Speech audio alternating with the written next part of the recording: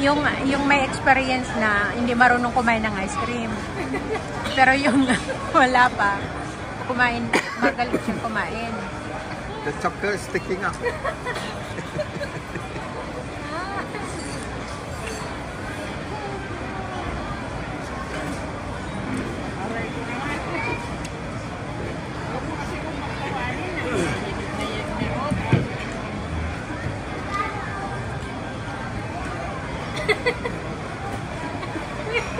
Pasosyal siya eh. Ito pasosyal.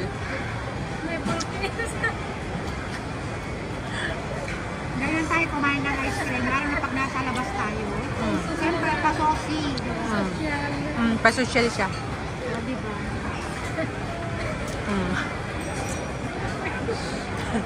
Tapos yung isa naman. Ano tinatawanan niya? Ay, yung isa naman. Hindi, serious yung tingnan mo yung ice cream niya. Mas tayo rin yung kumpi.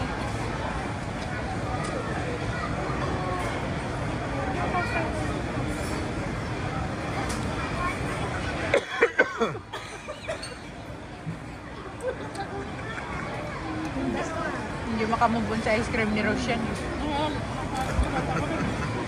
mo naman sa ice cream ko.